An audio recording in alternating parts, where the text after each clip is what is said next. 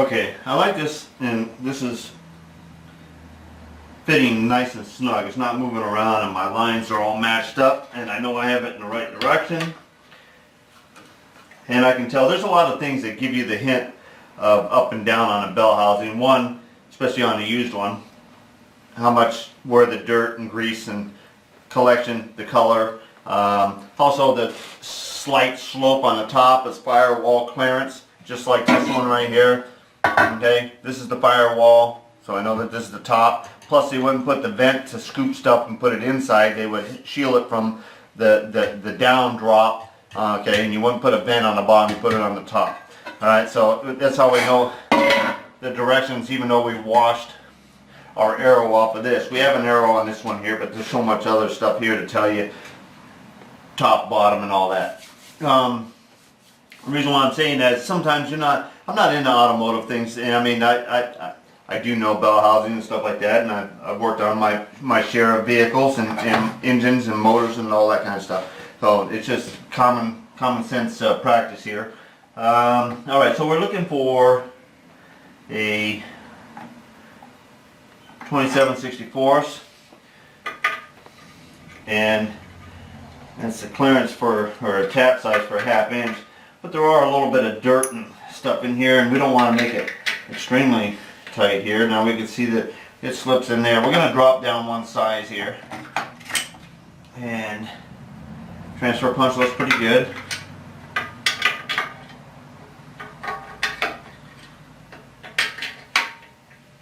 Alright, and we're just going to lightly transfer our 4 holes here. And we got a good mark in each one of those.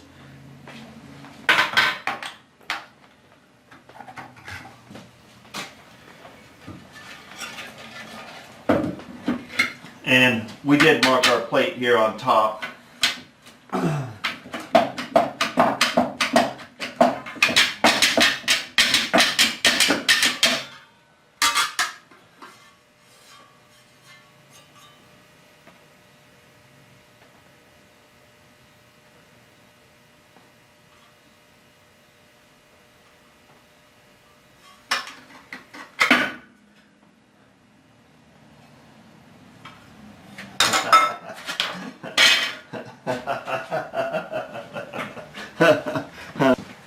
Okay, you guessed it. Somehow I had this plate flipped over, and if you look at the whole parts, they definitely wouldn't have made it. All right. So now I have this here, and I have this actually marked at the edge of my plate too, because this actually slips in here a little bit better.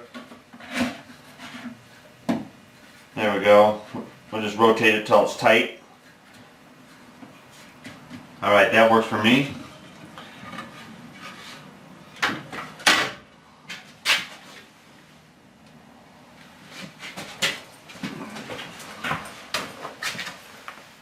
Our lines are still lined up with the split line. We have aluminum all the way around all 4 of these holes.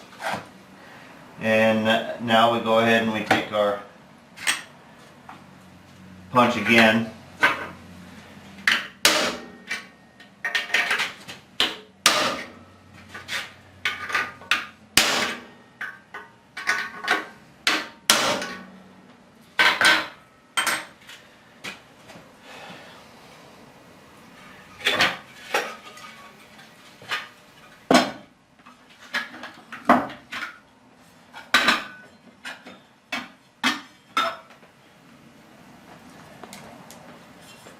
Now we're going to go ahead and we're marking these right here so that we know exactly which ones we're working with here and the side that we're working with.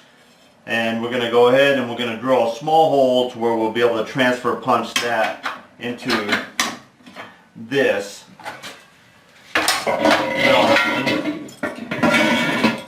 And this will be going on just like this. Now those holes are more in line in relationship to the housing itself. So we've got those to drop down, and that was the difference of having it upside down or not. And this whole pattern actually shifts a little bit lower than center line. And if you flip it over, you're actually raising above your center line, and these bosses would be up here. But it looks like everything's going to be inside the actual tunnel. Alright, now I'm just freehand drilling the transfer punch marks here so that I got a 1/8 hole right on, and I'm doing them freehand so it follows that little transfer punch trick, which are pretty deep. You know, they line up themselves pretty good there. Yeah, it looks like it. The lights off a little bit there. There we go. Alright, now we're ready to go back in there, and we can set this up and we can transfer punch onto our bell housing where the actual holes are going to go. Alright, now we just don't get confused here, and this was our marked holes for transfer punching. Alright, and that's the top. And if we line up our lines here that we have marked here with our seam on our transmission, and that's it, we're just going by eye, and that's going to be our locations. Now that hole is over a valley, but these three holes right here are right above the flat of the aluminum there. Alright, I've decided, because we're going to be putting in the bosses with blank centers, welding these into place, and then we're going to be creating another set of transfer punches, which will be the drill and tap holes that will simulate the tapped holes in the other bell housing here. So we're going to go ahead, we're going to transfer punch these right here. We are located on split line. And this one here, I did a test fit on there, and I believe I'm holding pretty true to that. And I'm going to go ahead and create that pattern there. And the first thing we're going to be looking at is this one here. And we can see it definitely right there. And we're going to be able to locate these with the coaxial indicator.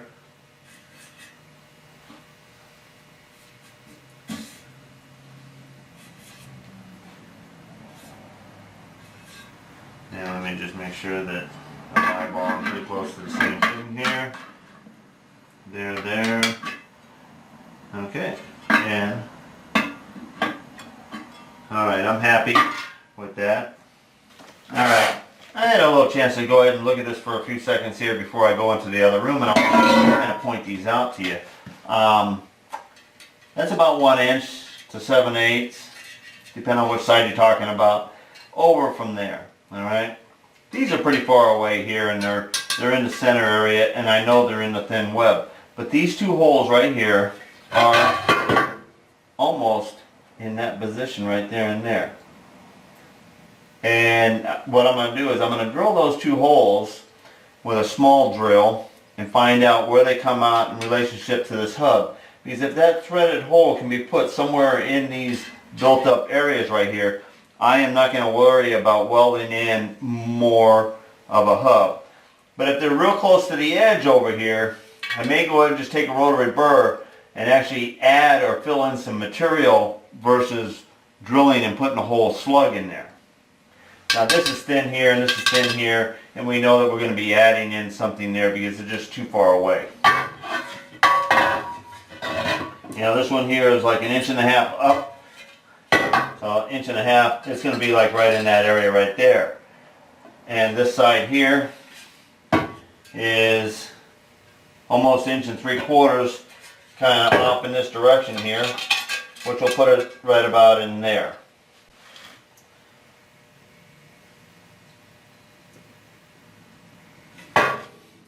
Alright, I'm going to go pull the vise off the table, and we're going to be bolting this right down to the table itself. We have one of the dowel tubes or dowel sleeves. The other one's out already, but this one here is still in. So we're just going to basically overhang that into a void to where it's not going to be holding us up off the table, and we're going to toe clamp right to the flange right here. All right, I'm using my Lynx coaxial indicator now because my Fowler actually stopped moving. So then I decided to go ahead and pull the foot off. Let me set that down there. Pull that foot off of there, and by pulling that pin out and then pulling this, and then I got in here, and then I kind of figured that inside here, this little spring and this little foot that pushes on here was kind of like misaligned or whatever. So I started playing around with that, and after I played around with that for a little bit, I kind of got this thing here, and then all of a sudden that hand came off of there. So it was a hand problem, and I opened up a bag of worms, and the thing is not probably wasted beyond repair, but I'm not getting in there, and I'm wasting a lot of time here. And so what I did is I took, and the reason why I picked this one up, and this was a free gift from me doing a special job for one of the main distributors for Fowlers, and I helped him with his marine shafting, and he in turn picked me up the coaxial indicator. But I broke this foot a long time ago, and I did a repair on it to get me by, but it was not real smooth operation anymore. So I went ahead and just exchanged the one off the Fowler, which exchanges straight out, this foot right here. And now I'm back to using my Lynx coaxial indicator, which I've been totally happy with, except for when I crashed it when I first got it. You do have to really pay attention because there's a whole bunch of stuff to be spinning around here. And you get these foots and things like that, and you crash them, you end up with bending your fenders, you know. So I'm going to go ahead and put this in a box, and we're going to get going on this project. But I just want to kind of touch that. And this is my Lynx coaxial indicator, and I really do like it. Give you a zoom in on it.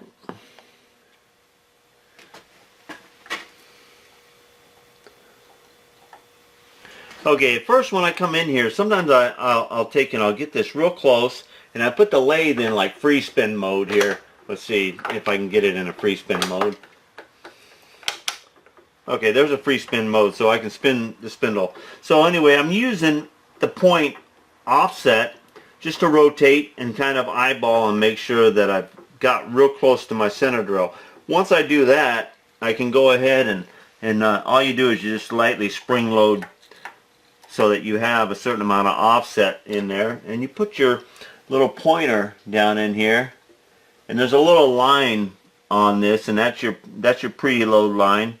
All right, then go ahead and lock your quill, and now you can free spin it, and you can see that you're actually moving about 5 lines. Okay, I don't look at these increments as thousands. I just look them as a variable. That way, when you change, you know, you're working this distance right here, and as soon as you back this up and you reach out, when you reach out with one of these, okay, you're not reading the same thing. All right, now I know that there's a little different ratio. Also, you're working with surface contact, especially when you're spinning them or running them at a little bit more than just a hand rotation. You're going to have a little bit of surface contact that's interrupting what you're reading on them. All right, so but use your reading and your up and down on your indicator to represent difference from one side to the other side, not necessarily a thousandths or a half a thousandths or any measurement in equivalent, except for the difference from one side to the other. All right, and now we get it within a couple there. Now you can go ahead and you can engage this into a speed here.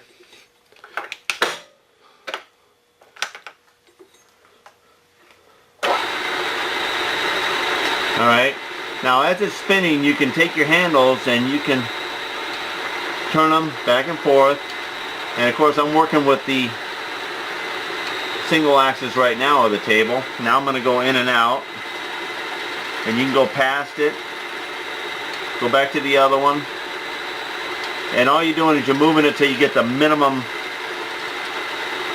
amount of run. Okay, now that looks like it's pretty close right there.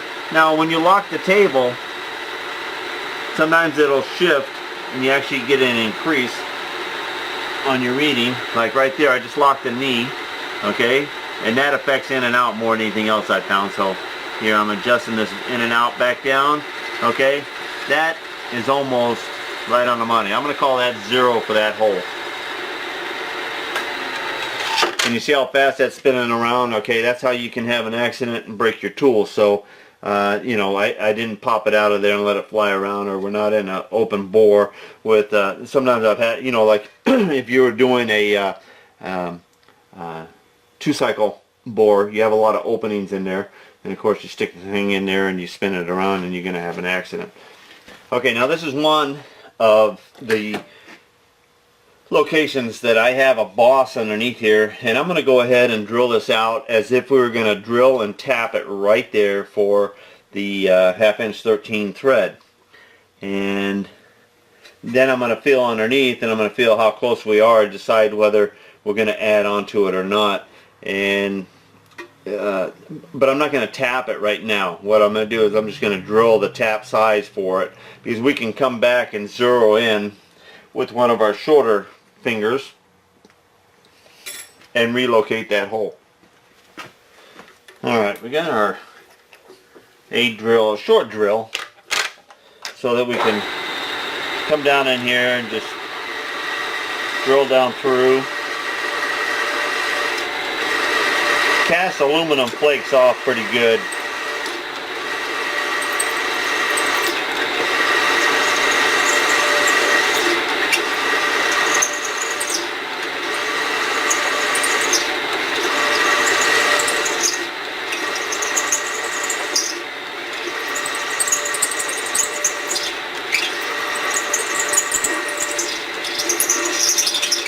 Alright, we went all the way through, and now we're going to go ahead and we're going to take our mirror and our flashlight, and we're going to see what we got here, and I think we can shine some light on here. Alright.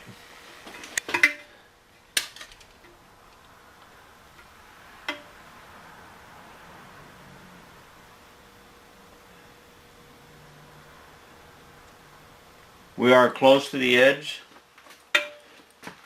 of that boss, but I believe we'll be able to just rotary burr and add some material and stuff on there. And I think we're going to leave it this size hole for location wise. And we're going to add the material before we get too close, because if we drill it out to this size here, we're going to be that much closer to the side, and the chances are we're going to destroy or warp our hole anyway. And so anyway, we're going to go.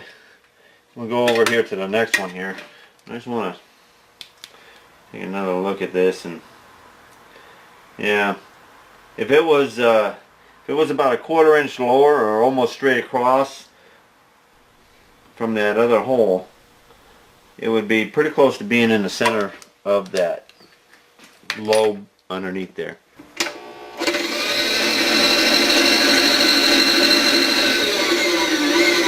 Alright, we're coming over to this other side here. We're going to go ahead and we're going to get this in a neutral position here. There we go. Okay. I mean, it can be way out here like this, and you can still get it narrowed down, but let's bring it just a little bit so it's kind of going like this. Now we know that we can eyeball this. Bring it down a little closer.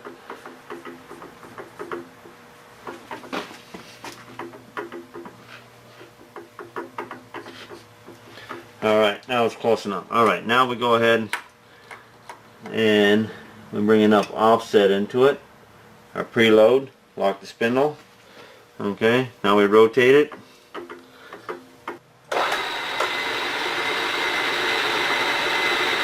Wider. Narrower, starting to widen again. Now we switch over to the other side, widen, narrowing, widen, narrowing. Okay, you want to lock the knee again. All right.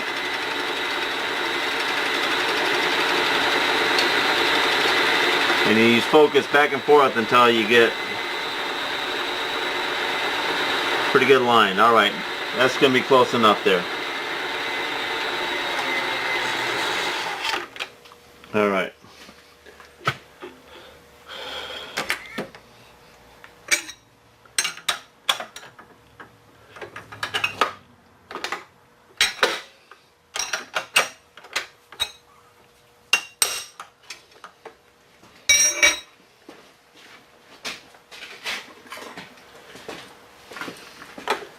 And coaxial indicator, I go put it right back in the box when I don't have it here, because it's just one of those things that really can get a hammering going on it if you drop it or get it caught between something. And we'll see if we come out a little closer on this hole here. But that's promising. I'd rather add a little bit more weld and keep that same boss underneath there. And we'll see what this side does. Now the other side we drilled without any lumber tap. And I mean, it flakes. So we're going to go ahead and we're just going to put a little bit here. We're going to see if it makes a little bit different. I mean, you know, if it...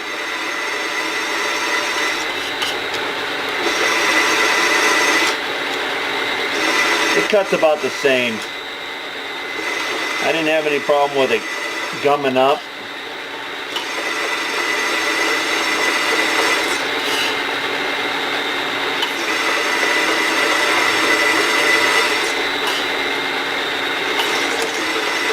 It makes your chips a little muddier or stickier to each other. They don't go flying around as much. Alright, and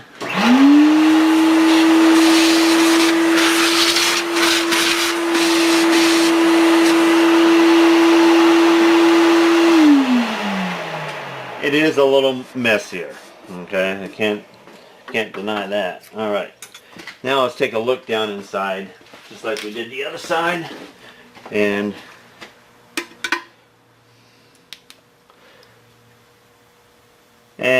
it looks pretty close to the same, but a right hand, you know, a left hand and a right hand, same type of deal here. Just opposite side, but it's the same thing. If it was down about there, it would be centered into that hub. Alright. I'm not going to bother showing that side there. We're going to come over here, we're going to zero in on these two here, and we're going to go ahead and punch a 1-inch hole in here so that we can take a 1-inch slug. Actually, we're going to punch a 1-inch hole and we're going to take a look at it, see if we want to go larger, smaller, whatever. We do have a couple different round 6061 alloy aluminum that we are going to be using to put a boss in here to create a threaded hole. Okay, I'm not able to get over here because the bell housing lip is hitting the dovetail on the Bridgeport. So one of the nice things about the glorified drill press is that you are able to go ahead and undo your ram or loosen your ram dovetail up here at the top on the column, and go ahead and crank some forward direction out here and extend out over your table in a desire. You have quite a bit of travel, okay? This is, right now we're about mid-ram right here. Alright, and I normally run it back just a little bit there. So it's not out of the ordinary to have to move your head. And this feature is very handy and it's nice to have.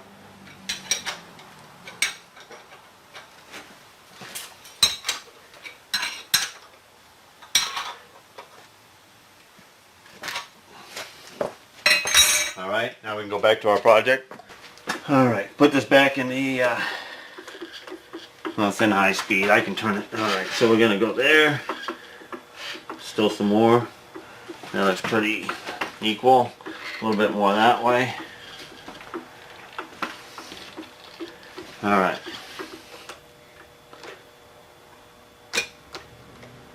Get it in there and get it preloaded. Okay.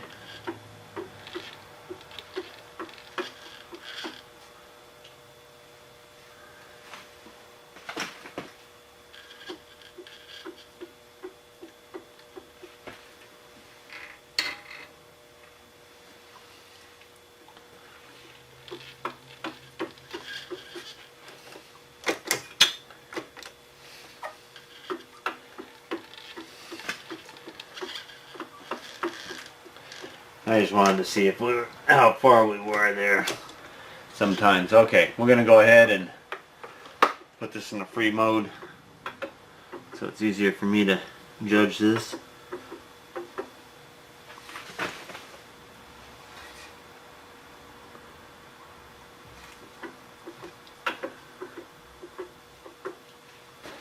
Okay, now we're going to go ahead, put this in gear. There we go.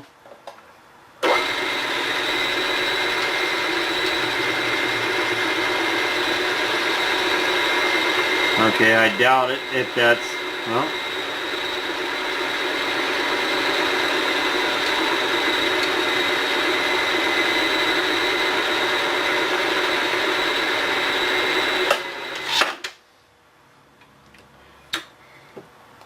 I just want to make sure, and I'm going to tension up this screw right here because it's hard to believe that it would go that still.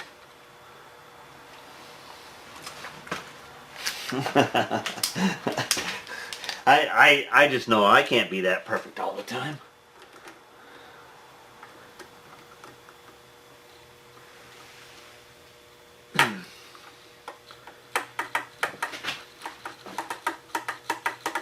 Okay.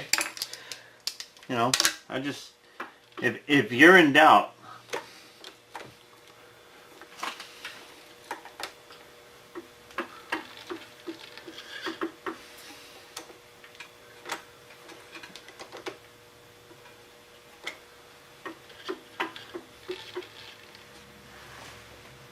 okay.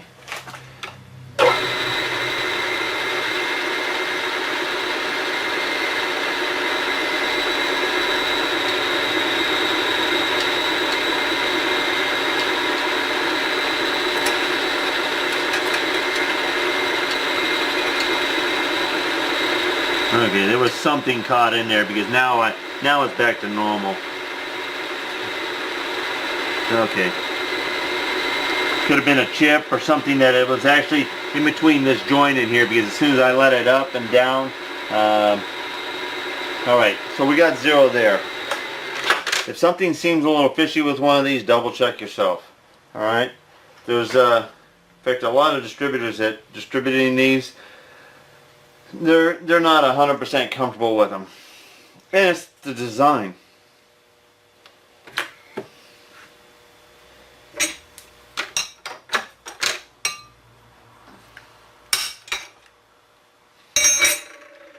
And right underneath here is where I think the chip was.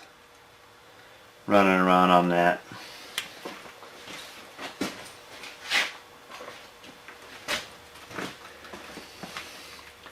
Alright, now we're going to go ahead and, this is the one we're going to drill out. And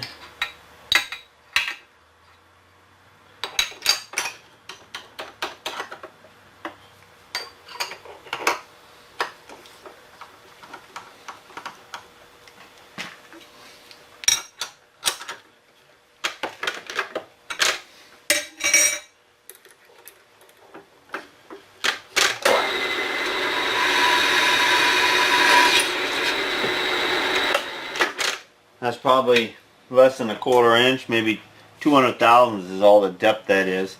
And that's why we need to create that boss, so that we have something to tap through and it's going to hold.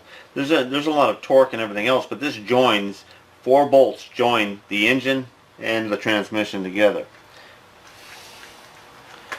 Alright, now I'm going to pull this all the way back out because when it comes to large holes in the Bridgeport, there's a lot of different ways. I'm not saying that this is the only. In fact, any of my descriptions or any of my showings on YouTube is only the way that I'm going to handle it at the particular time. Alright, there's a lot of different ways to do different things, and I'm not saying that this is any one way. I like, if I'm going to grab any drill larger than a 1/2 inch, I like to run my 1/2 inch collet and then grab and use that drill. Alright, now somewhere in here I have a 1 inch up on the shelf here, and there we go. And it's not the sharpest or the cleanest looking, but it is my 1 inch drill. And I probably have a couple more in the box in there. And I'm not going to bother step drilling this thing because it's so thin. It is aluminum. And I'll show you what I like to do though when I am drilling aluminum and a large drill. And that is to go ahead, after I get it into the speed I'm going to choose to drill. I mean, you can drill aluminum pretty fast, but I'm only going to drill at that speed. Now I like to take, as I was saying, I moved the camera back so you can see actually the controls up here. And I like to engage my down feed, but leave it in neutral, leave it out of gear, and so that I can control the down, and that way everything is on the gear. Alright, and so I can baby this thing instead of pulling it in by hand and taking a chance on it really catching or sucking the bit.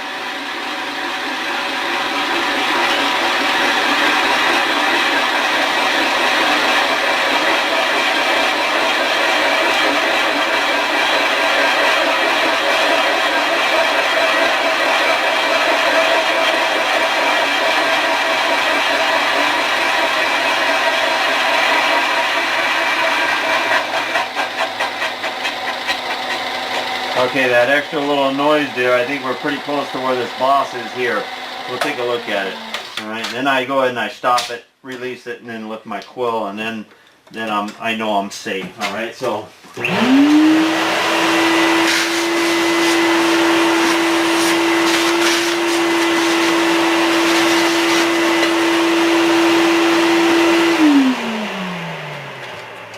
alright, and what do we look like? We look like we're out in the middle of nowhere. Alright, this edge right here, I believe is going to be pretty close to making contact with this edge right here. And this is a good example where I go ahead and I've locked the downward feed in there. And I'm going to start at the drill and I'm going to feed it down with the hand wheel. Right after I get that. Okay, now we're ready to go. Engage, slowly feeding her down. And I can look at it this way here, and it looks like about a 16th to an 1/8 interference there. Should start catching.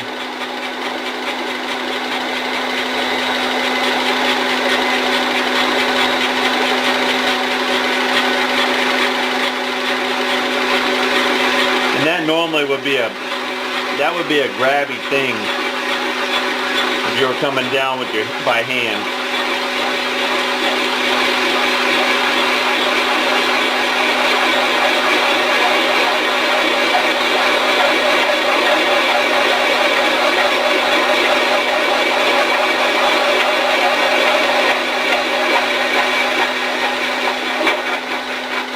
Alright, we have something on the other side that it's interfering with as well. Probably the edge of this boss.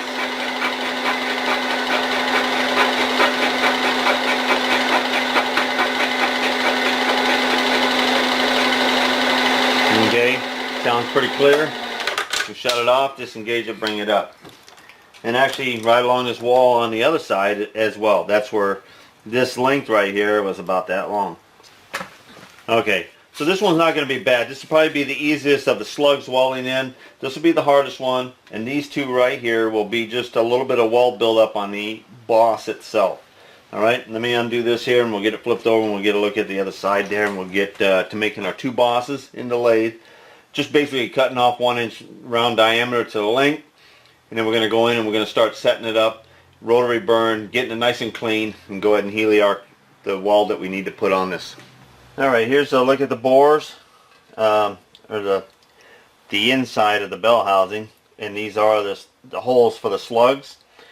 Now you see how that slug is joined like that? That's kind of, we want to do something. This has got a raise here, okay, so maybe if we can join that and then kind of join it like right in here, give it some kind of a web. You can see that this is just real close, so we're going to rotary burr all the surface right here, and we're going to add material on here to where we get at least the thickness of this around here. Same thing on the side here. You know, they're almost twins, just mirror image. This one here is kind of floating out in the middle of the middle compared to this, just like it is over here. This has a little slug on this side here. It's got this little web it's closer to on the side here. We'll get our rounds and we'll get them setting in here, and we'll kind of look at it, see what we can do. You know, I mean, I do want to give them weld all the way around the slug, but I like to give it some kind of reinforcement to the side shell as well, one way or the other.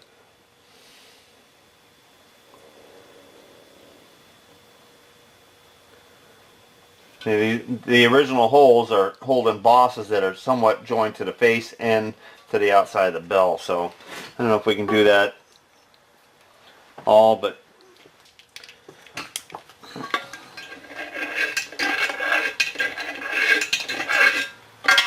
sometimes you can peel out a little bit of what you need there. Alright, so that piece right there will go in there, that slug, and then this slug will fit in here, and then we'll be able to drill and tap and match those. Those are actually 1 1/8 inch depth. Those don't look like they're that far, but that's how far it is from this side to that side there.